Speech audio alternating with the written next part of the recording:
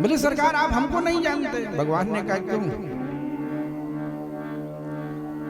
आपकी प्रतिष्ठा भी ने बताए, हम कैसे जानेंगे भाई? बोले लो, नृगो नाम नरेंद्रो हम इच्छा को तनया प्रभो दाने स्वाख्यायमाने सो। बताइए प्रभु, इस संपूर्ण धरती में ऐसा कौन है जो मुझे नहीं जानता हो? बोले भाई हम नहीं जानते, आप बताओ तो जान जाएंगे। अपने ही मुंह अपनी बड़ाई इतना करते चले जा रहे हो। नृगो नाम नरेंद्रो हम। अरे महाराज मैं राजा इक्ष्वाक का पुत्र राजा नृग हूं। सूर्यवंशियों में महाराज इक्ष्वाक का नाम था ना, आप तो जानते ही होंगे। भगवान ने कहा हाँ चलो ठीक है भाई। तो महाराज जब आप राजा नृग थे तो ये गिरगिट कैसे बन गए? कहे महाराज पूरी बात तो हमारी सुनिए ना आप। इस संपूर्ण धरती पर जितना दान मैंने दिया है आज तक कोई व्यक्ति उसकी कल्पना नहीं कर सकता, इसीलिए मैं प्रतिष्ठित हूं महाराज। भगवान ने कहा तूने दान दिया है धरती पर? बोले हाँ महाराज, मैंने अपने जीवन में इतनी गायें दान की है, इतनी गाय दान की है। लिखा है कि जो लोग जीवन में गौ दान नहीं करेंगे उनके जीवन का परम कल्याण नहीं, वो भवसागर से कभी पार नहीं हो सकते। तो बोले कितनी गाय दान किया है? बोले महाराज आकाश में तारों को गिनना आसान है, लेकिन मेरे गौ दान को गिनना आसान नहीं है। तो भगवान ने कहा समझ गए, तो बूढ़ी गैयन को दान कियो होगा तुम? बोले नहीं सरकार, पयस्वनी तरुणी बिल्कुल सुंदर कपिला गाओ महाराज, बूढ़ी गायन को गौदान नहीं किया हमने। अच्छा आजकल लोग जानते हो गौ दान कैसे करते हैं? जब गौ किसी काम की नहीं रह गई, अब व्यापारी भी ले जाएगा तो पता नहीं कहां लेकर के चला जाएगा। 4 6 10 12 इसने बच्चे दिए हैं, बूढ़ी हो गई है, ले जाएगा अपराध बनेगा। जब बिल्कुल विषम परिस्थिति आ जाती है तो चलिए पुण्य कमाया जाए, बुलाइए ब्राह्मण और गौ दान कर देते हैं। एक बार एक ब्राह्मण को गौ दान करने के लिए बुलाए कि महाराज जी कल आइएगा, हम गौ दान करेंगे आपको। ब्राह्मण बेचारे इतने खुश हो गए, घर में गए पंडितानी को बताया, अरे पंडितानी हमारे जीवन की जो दरिद्रता है ना वो दूर हो गई, कल से घर में दूध का भंडार भर जाएगा।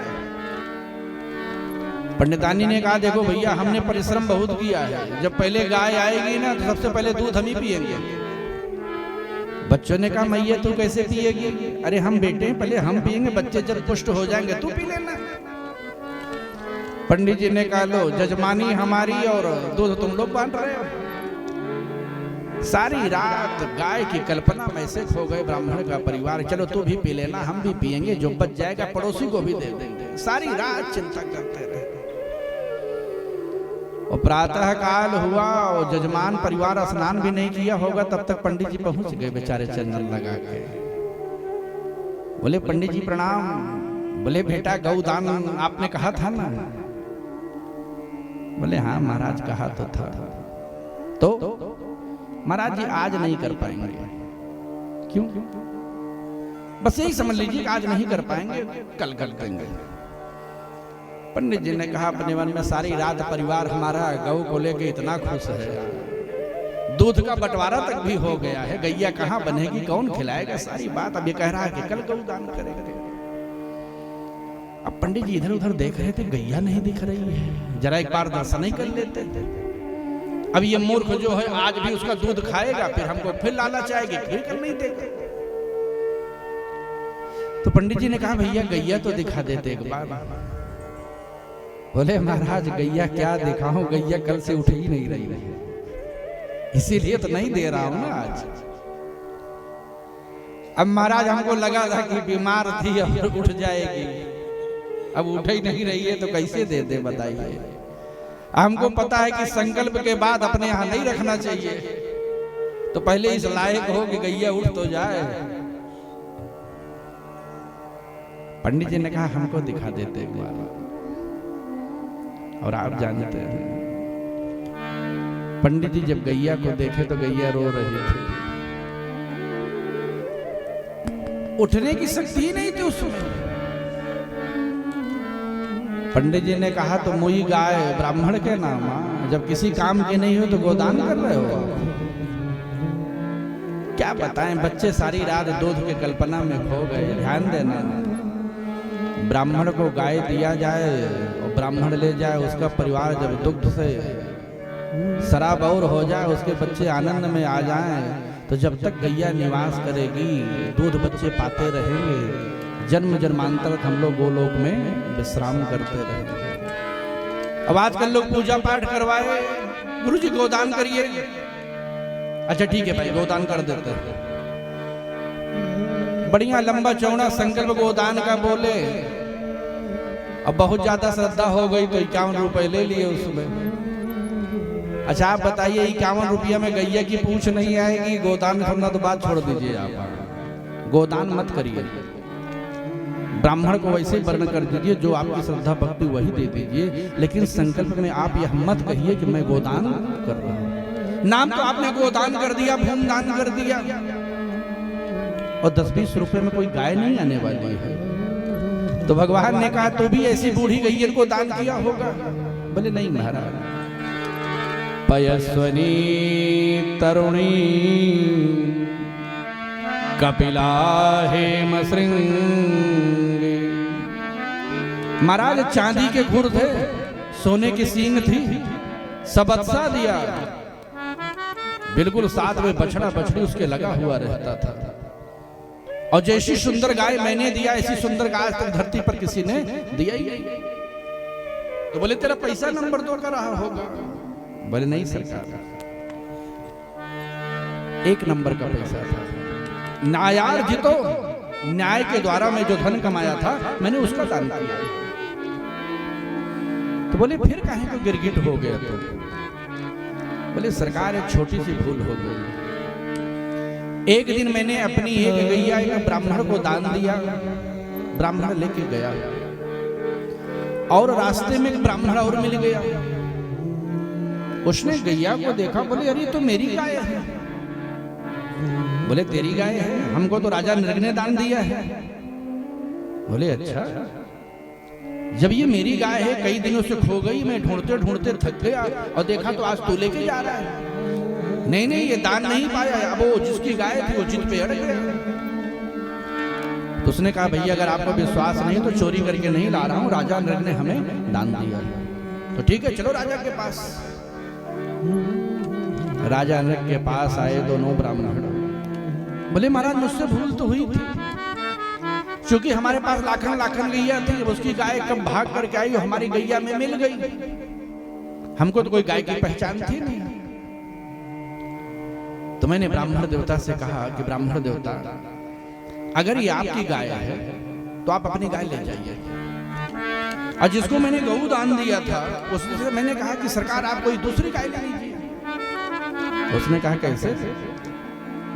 देखिए राजन, मैं जीवन में केवल एक ही गाय लेता हूं, और जिसका आपने संकल्प कर दिया, हमको कोई आप मुआ ब्राह्मण समझे हैं क्या? मुझे कोई, मैं भिक्षुक बाबा नहीं हूं, बस एक बार मैंने गोदान लिया, जीवन मैंने लिया नहीं, मुझको यही गाय चाहिए। तो जिसकी गैया थी हम उसके चरणों में गिर पड़े। बोले पंडित जी आपके गाय का जितना भी दाम होगा या उससे भी बढ़िया गऊ हमारे यहाँ बधी हुई है, आप ले लीजिए। उसने कहा राजन आप मुझे भिखमंगा समझ रखे हैं क्या? आप राजा होंगे तो अपने घर के होंगे, जब मेरे पास अपनी खुद की गाय है तो मैं कहीं आपकी गाय लूंगा? अच्छा आप लोग बताइए क्या विडंबना हो सकती है, कैसे फैसला होगा? वो कहता है मुझे अपनी गैया चाहिए, और जो गोदान लिया उसने कहा मुझको यही गाय चाहिए। राजन ने कहा कि महाराज आप लोग बताइए ना कि फैसला कैसे होगा इसका। और दोनों अपनी बात पे अड़े रहे। अंत में जब समस्या का समाधान नहीं हुआ प्रभु, तो दोनों ब्राह्मण गैया छोड़ के हमारे पास चले गए। न हमको गौदान चाहिए, उसने कहा न हमको हमारी गैया चाहिए। तो महाराज जी केवल जीवन में इतना ही अपराध हो पाया। जीवन में पुण्य ही पुण्य किया था मैंने, केवल उन ब्राह्मणों की समस्या का मैंने समाधान नहीं किया। और दोनों गाय नहीं लिए, गाय छोड़ करके वहीं चले गए। और मृत्यु के बाद जब मेरा लेखा जोखा देखा गया तो बोले तूने जीवन में तो बहुत पुण्य किए हैं, केवल अपराध बहुत छोटा सा। तो पहले पुण्य भोगोगे कि पहले अपराध भोगोगे? तो राजा ने कहा अगर अपराध थोड़ा है तो थोड़ा ही भोगा दीजिए। बोले जाओ आप गिरगिट होकर के जन्म लेंगे। तो सरकार एक छोटी सी भूल के कारण मैं गिरगिट हो गया, और आज आपके दर्शन से और आपके स्पर्श से पुनः मेरा जीवन प्राप्त हो गया है।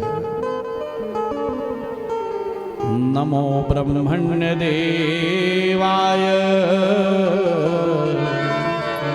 गो ब्राह्मण हिताय जगत हिताय कृष्णाय गोविंदाय नमो नमः। तो सरकार एक अनजाने में इतना बड़ा पाप हो गया कि ब्राह्मण के समस्या का समाधान नहीं कर पाए। उसका फल ये मिला कि मैं गिरगिट होकर के जन्म लिया। और भगवान की स्तुति करते हो अपने